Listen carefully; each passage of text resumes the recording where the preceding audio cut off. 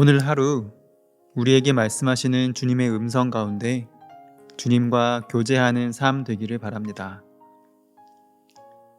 이제 성령님의 임재와 도우심을 구하며 기도드리겠습니다. 복되신 주님, 우리를 가르치시기 위하여 모든 거룩한 말씀을 주신 주님, 우리로 그 말씀을 듣게 하시고 또한 말씀을 읽으며 배우고 우리의 삶으로 살아내게 하옵소서. 그리하여서 우리의 구원자이신 예수 그리스도 안에서 주님께서 주시는 영생의 복된 소망을 붙잡고 끝까지 승리하게 하옵소서.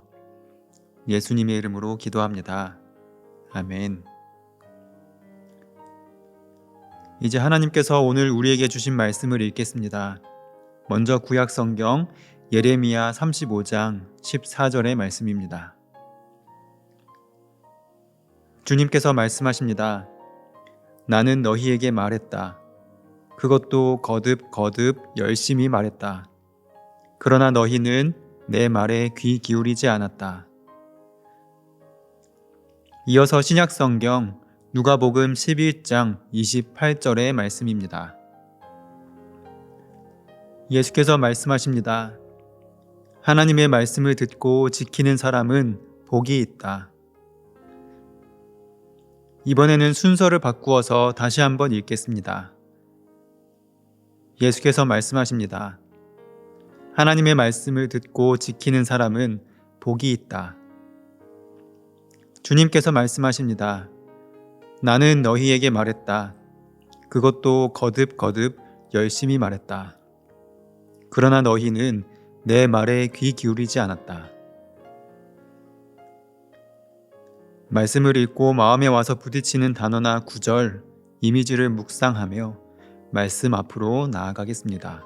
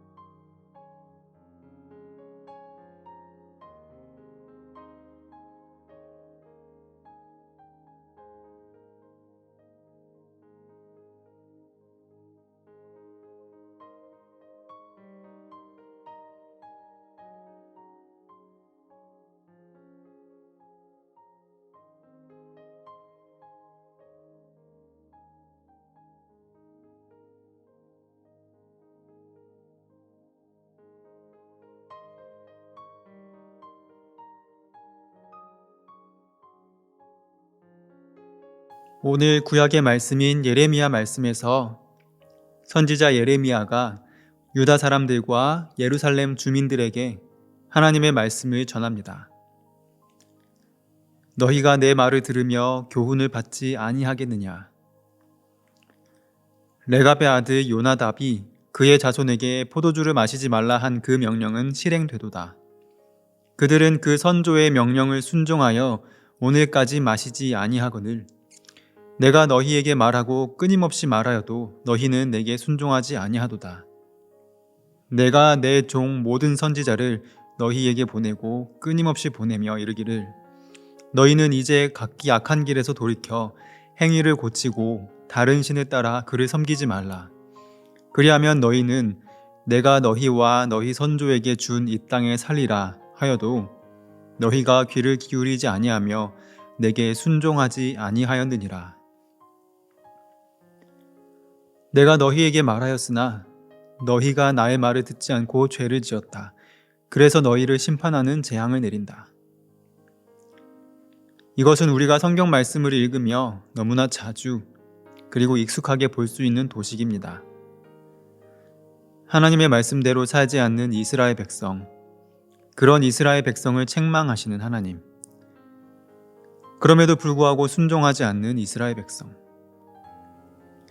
이러한 그림이 역사서와 예언서를 통해 계속해서 등장합니다. 그러한 이스라엘 백성의 모습은 오늘날의 삶을 살아가는 우리에게 이스라엘 백성은 하나님이 저렇게까지 하시는데 왜 순종하지 못했을까 하는 책망과 의문의 대상이 되기도 하고 나만 순종하지 못하는 게 아니구나 하는 위안이 되기도 합니다. 순종에 대해서 생각할 때 늘 생각나는 우화가 있습니다. 어느 마을에 큰 홍수가 났습니다. 집도 차도 가축들도 모두 물살에 떠내려가는 위급한 상황에 그 마을에 살던 한 노인이 자신의 집 지붕에서 구조를 기다리고 있었습니다. 그때 나무 판자 위에서 위태롭게 떠있던 이웃이 그 노인에게 손을 내밀었습니다.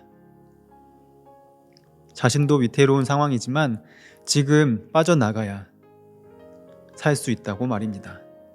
하지만 그 노인은 신께서 나를 구해 주실 것이네 라며 그 손길을 거절했습니다.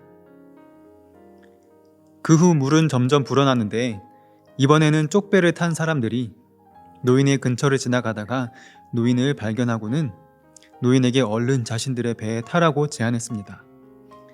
하지만 노인은 역시나 신께서 자신을 구해 주실 것이라며 거절하였습니다. 이제는 정말 물살이 노인이 서 있는 지붕을 넘실대며 위협할 때 구조대가 보트를 타고 와서 노인을 구하고자 했습니다. 구조대는 이번이 아니면 구조할 수 없다며 노인을 구조하려 했지만 신의 손길을 기다리는 노인은 역시나 마지막까지 믿음을 지켰습니다. 하지만 이윽고 노인이 있던 지붕까지 홍수가 덮치고 말았습니다. 노인은 그토록 기다리던 신 앞에 서서 신에게 물었습니다. 왜 저를 구해 주시지 않으셨습니까? 그러자 신이 노인에게 대답했습니다. 내가 판자에 탄 이웃으로, 쪽배를 탄 이들로, 그리고 구조대를 통해서도 너에게 손길을 내밀었는데 모두 거절하지 않았느냐? 이 이야기를 통해서 생각할 수 있는 것은 순종 그 자체보다 무엇에 순종하고자 하는가 하는 점입니다. 우리가 순종해야 하는 것을 분간하는 것이 가장 중요함을 깨닫게 됩니다. 믿음을 가진 신앙인 가운데 하나님의 말씀에 순종하는 삶을 살지 않으려고 하는 사람은 아마 없을 것입니다. 아니, 믿음이 없는 사람도 각자 무언가에 순종하며 그 무언가에 따라 살고자 합니다. 그것이 신념, 정의, 그 어떤 것으로 표현되든 무언가의 목소리에 순종하며 살아갑니다. 홍수 속의 노인처럼 우리 역시도 우리의 삶을 살아갈 때 우리를 지탱하고 이끌어줄 하나님의 말씀과 뜻을 기다립니다. 하나님의 말씀에 순종하며 살아가고자 합니다.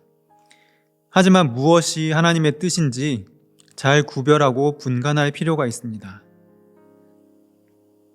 이스라엘 백성이 수없이 외치시는 하나님의 음성을 듣고도 그것이 아닌 자신들의 마음속의 이야기에 순종했던 것처럼 우리 역시도 우리 곁에 서서 외치시는 주님의 목소리를 제대로 듣지 못하고 있는 것은, 분간하지 못하고 있는 것은 아닌지 돌아보아야 합니다.